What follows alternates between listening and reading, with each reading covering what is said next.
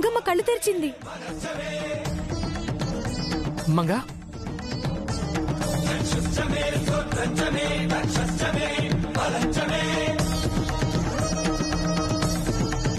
Manga mummy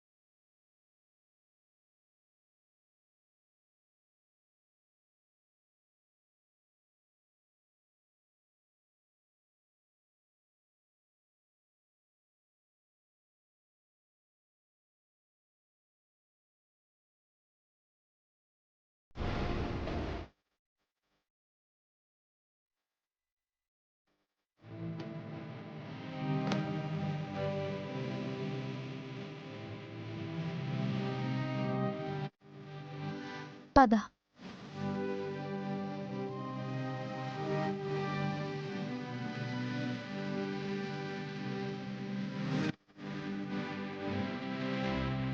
నేను వెళ్ళి auto తీసుకొస్తాను. అలాగే.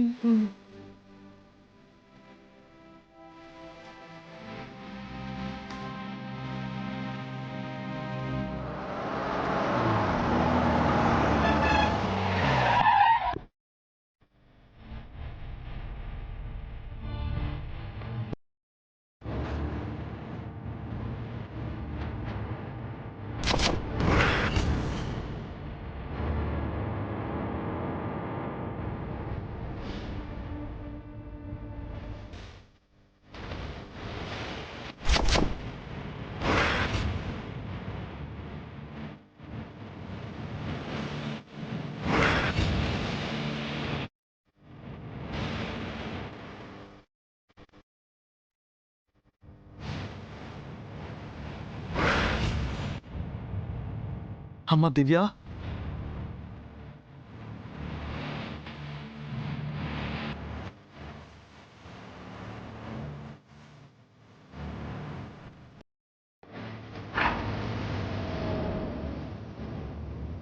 అమ్మ దివ్య,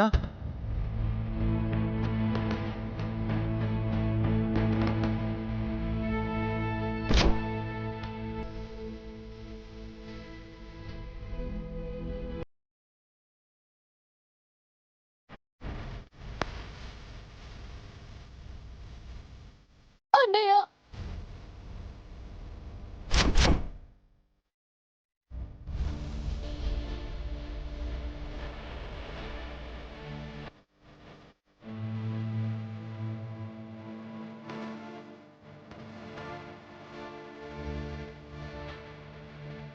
ఎన్నాళ్ళైందమ్మా నిన్ను చూసి. ఎందుకమ్మా నన్ను వదిలి వెళ్ళిపోయావు? నీకోసం ఎక్కడెక్కడో వెతికాను. ఎందుకమ్మా ఈ ఊళ్ళోనే ఉండి నన్ను కలవలేదు? ఏ అన్నయ్య నీకంత పరాయివాడయ్యాడా? నేను శత్రువునయ్యానా? నేను కనిపించి కూడా పారిపోయావా? నాపై ఎందుకమ్మా కోపం? నన్ను క్షమించు అన్నయ్య. నీపై నాకు కోపం ఏంటి? నీకోసమే అన్నయ్య నేను దూరంగా ఉండి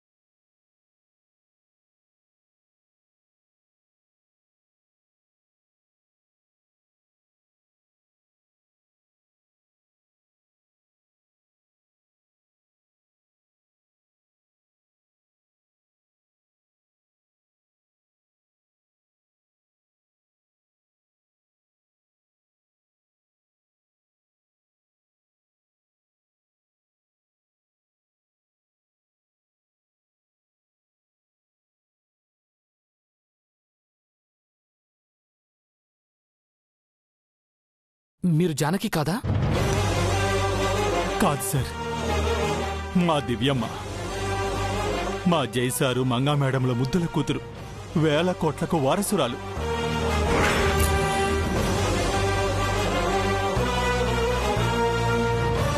అంత ఆస్తి కుటుంబం ఉండి ఎందుకండి ఎవరు లేని వారిలో బ్రతికారు?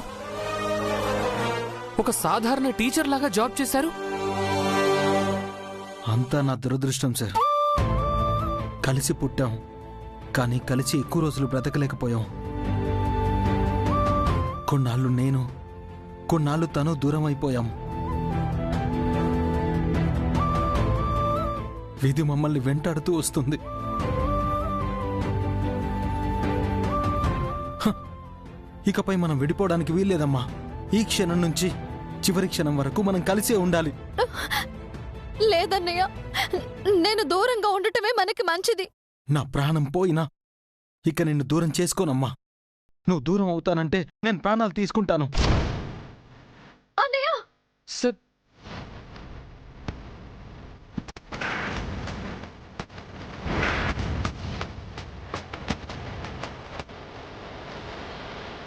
అవును, ఇప్పుడు నువ్వు నాతో మన ఇంటికి రాకపోతే నేను చచ్చిపోతాను. అలా అనకన్నయ్య. నువ్వు నిండు నూరేళ్ళు సంతోషంగా బతకాలి.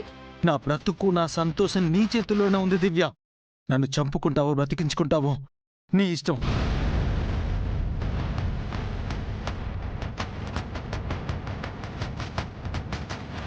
మాయ వాళ్ళ ఇంటికి వెళ్దాం మమ్మీ. ఇదిగో అమ్మ కూడా చెప్పింది, నువ్వు రావాల్సిందే.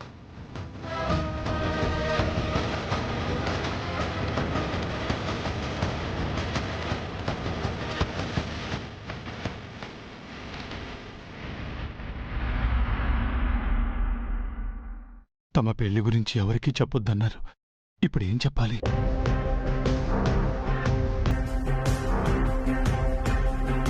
సార్, మీరు ఇక్కడున్నారా? మీది మేడంది సైన్ తీసుకోవడం మర్చిపోయాను. పాప పేరెంట్స్గా సైన్ చేయాలి మీరు. పేరెంట్స్ ఏంటి? ఈ పాప పేరెంట్స్ సార్. ఎవరు? వీళ్ళే.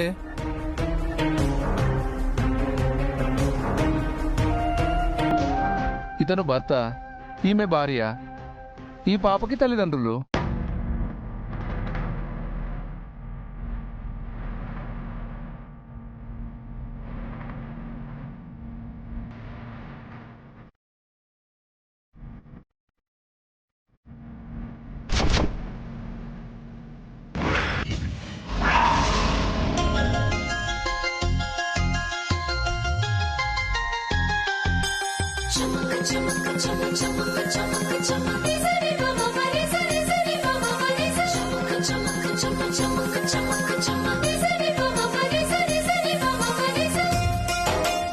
నిజమా దివ్య?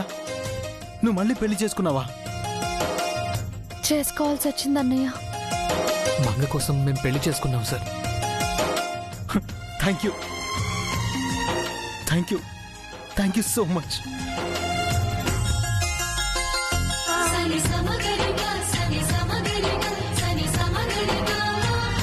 Thank you so much. నా చెల్లెలు మళ్ళీ నాకు దొరికిన రోజునే తనకు కొత్త జీవితం దొరికిందని తెలిసి సంతోషంగా ఉంది. సార్, సంతకాలు పెట్టండి, నేను త్వరగా వెళ్ళాలి.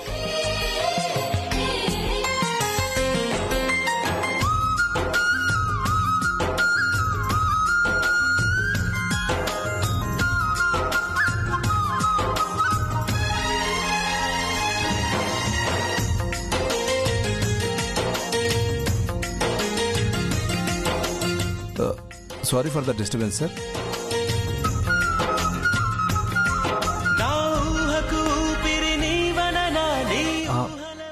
అవును, మీ పెళ్ళి ఎప్పుడైంది?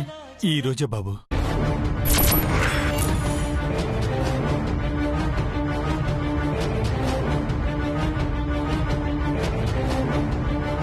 సీతారాములకి మీరిచ్చిన పట్టు వస్త్రాలు తాలితోనే, ఆ సీతారాముల సమక్షంలోనే వీరి పెళ్లి జరిగింది బాబు. నేనే సాక్షినండి. అంటే నీకు దివ్య గురించి తెలిసి కూడా నాకు చెప్పలేదా చార్కేశా? ఆ, నేనే చెప్పొద్దన్నానన్నయ్య. అంటే శశికి, తాతయ్యకి, అమ్మమ్మకి అందరికీ తెలుసు, నాకు మాత్రం చెప్పలేదు కదా? సారీ బాబు. నా చెల్లెని నేను కలవాలని ఆ దేవుడే రాసిపెట్టాడు. ఇక ఏ దెయ్యం మమ్మల్ని విడదీయలేదు.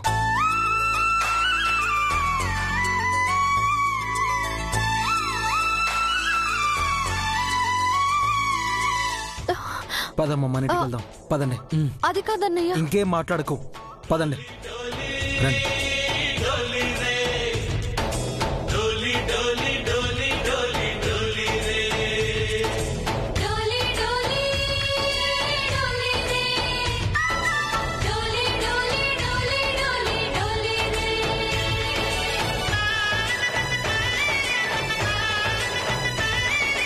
ఆనందాలే వెల్లువైతే కళ్ళలోనా, అనురాగాలే నిండిపోవా గుండెలో. కారెక్కండి. ఒక్క నిమిషం అన్నయ్య, బిల్ పే చేయడం మర్చిపోయాను, కట్టేసి వస్తాను. దివ్య, మళ్ళీ నా నుంచి పారిపోదామనా? చార్కేశా బాబు. నువ్వు ఆ పని చూసుకుని రా. అలాగే బాబు. మేము వెళ్తాం. సరే. ఎక్కండి.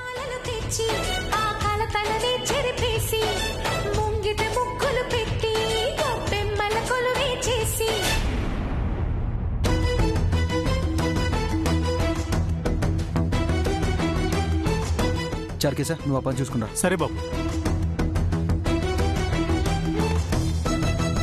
అమ్మా, పెద్ద బాబు. ఆశా, బాబు ఆశా,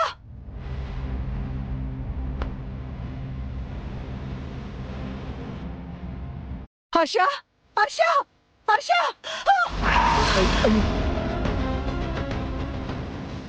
ఆశా, బాబు ఆశా.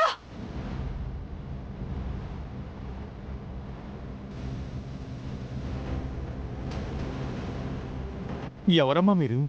నా హర్ష వెళ్ళిపోతున్నాడు. హర్ష ఎవరు? ఇప్పుడు కారులో వెళ్ళారే ఆయనే సార్. కారులో వెళ్ళింది మా అభిబాబు అంజీ సార్. ఆయన పేరు అంజీ కాదు సార్, హర్ష బాబు. ఏమంటున్నారు మీరు? వాడు నా కన్న కొడుకు బాబు, the great lawyer Rajendra Prasad గారి పెద్ద కొడుకు. లాయర్ రాజేంద్ర ప్రసాద్ గారంటే హైకోర్టు అడ్వకేట్ కదా? అవును సార్, ఆ సార్ కొడుకే మా పెద్దబాబు. మరి తనకెవరూ లేరు, అనాథనని చెప్పారు. అది నా దురదృష్టం బాబు. నా తలరాతే వాడికి శాపం అయింది. ఈ కన్న తల్లిని, తండ్రిని, ఆస్తిని వదిలి వెళ్ళిపోయాడు. ఎప్పుడు తిరిగొస్తాడా అని 1000 కళ్ళతో ఎదురు చూస్తున్నాను. విచిత్రంగా ఉంది సార్. అంత ఆస్తి ఉండి కూడా జానకి మేడం, అంజీ సార్ ఎంతో సింపుల్ గా ఉన్నారు, సాధారణంగా బతికారు. గొప్పవాళ్ళంతే సత్యవతి, తమ గొప్పతనాన్ని బయటికి చెప్పుకోరు. ఏదేమైనా మా దివ్యమ్మ ఓ మంచి ఫ్యామిలీకి కోడలైనందుకు ఆనందంగా ఉందండి. అంటే ఆ అమ్మాయి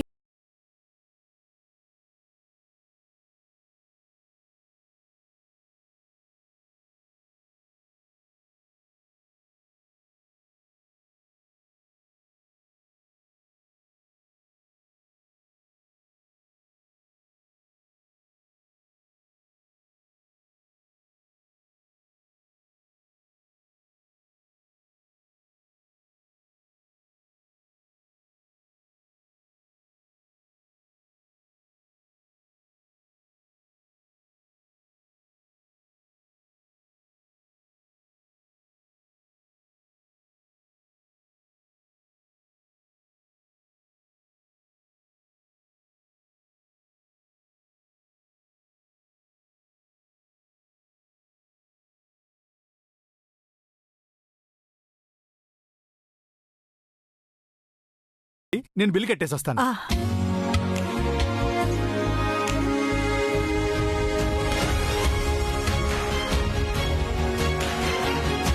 సీతాలు, ఈరోజే అబ్బాయిని, అమ్మాయిని మన ఇంటికి తీసుకువెళ్దాం. కానీ అమ్మా, సారు చిన్నమ్మ ఏమంటారు? ఎవరేమన్నా సరే, నా కొడుకు కోడలు ఆ ఇంట్లోనే ఉండాలి, నా కళ్ళ ముందే ఉండాలి. చిన్నమ్మగారు ఒప్పుకుంటారో లేదోనమ్మా. ఎందుకు ఒప్పుకోరు? నా కొడుకు కోడలకు ఆ ఇంట్లో ఉండే హక్కు ఉంది. కావాలంటే ఆయన కాళ్ళ మీద పడతాను. వాళ్ళు నా కళ్ళ ముందే ఉండాలి, అంతే.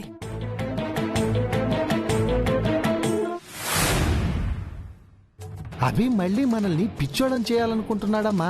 రాని ఫోన్ కాల్ వచ్చినట్టు, దివ్య ఆ ఫోన్ చేసినట్టు, గుళ్ళోనో బళ్ళోనో ఉన్నానని దివ్య చెప్పినట్టు మన ముందు తెగ నటించాడు. మనం వెర్రోళ్ళలా కారులో హడావుడిగా బయలుదేరితే ఎక్కడో దాక్కొని మన కారు వెనక ఫాలో అయ్యి దివ్యని పట్టుకోవచ్చని అభి దురాశ. ఒక్కసారంటే మోసపోతాం, ప్రతిసారి మోసపోతామా? తెలివితేటలు అబ్బీకి మాత్రమే ఉన్నాయా, మనకి లేవా? నాకేదో డౌట్ గా ఉంది. జానకి టీచర్ తన చెల్లెలనే ఆయనకు తెలిసినట్టుంది. తనెక్కడుంటుందో ఆయనకు తెలుసు. ఇంటికి తీసుకొస్తాడేమో. అభి తీసుకురావాలన్నా దివ్య రాదమ్మా.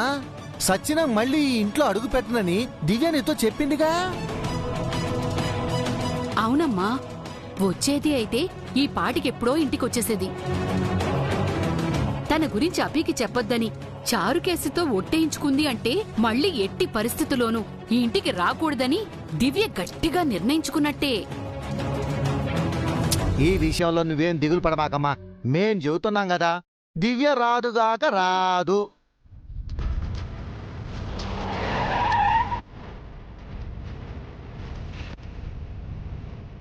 ఆయనే వచ్చినట్టున్నారు.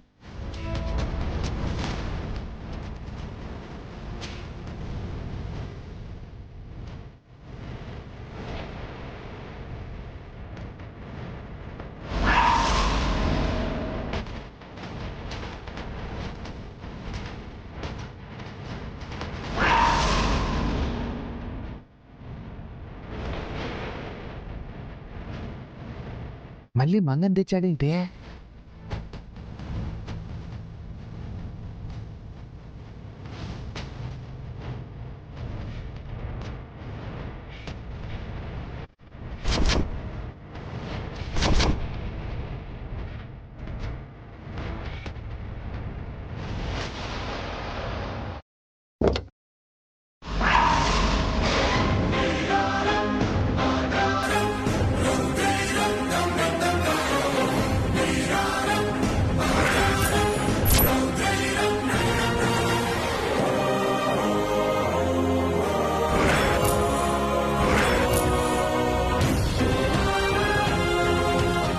కూడా వచ్చింది.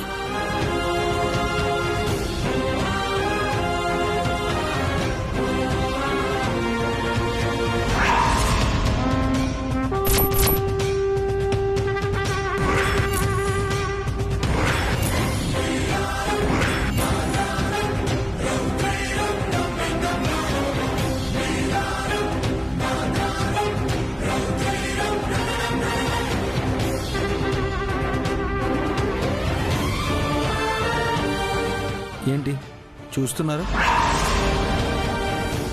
నా చెల్లెలు దొరకదు, మళ్ళీ కనిపించదు అన్నారు. నా చెల్లెలు కనిపించింది. తనకు కొత్త జీవితం కూడా దొరికింది.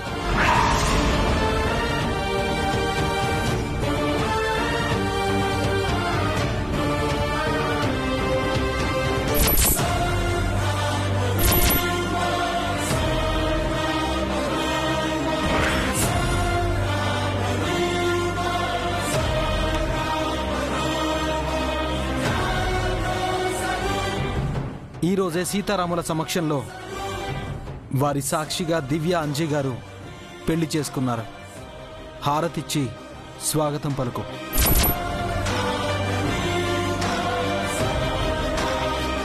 బావుందిరా, చాలా బావుంది. మళ్ళీ ఏ మొహం పెట్టుకుని రెండో పెళ్లి చేసుకుంది?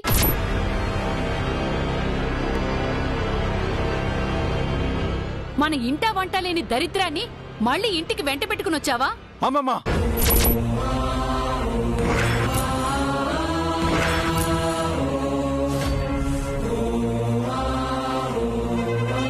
దివ్య ఏ పరిస్థితుల్లో ఇంటి నుంచి వెళ్ళిపోయిందో నీకు తెలుసు.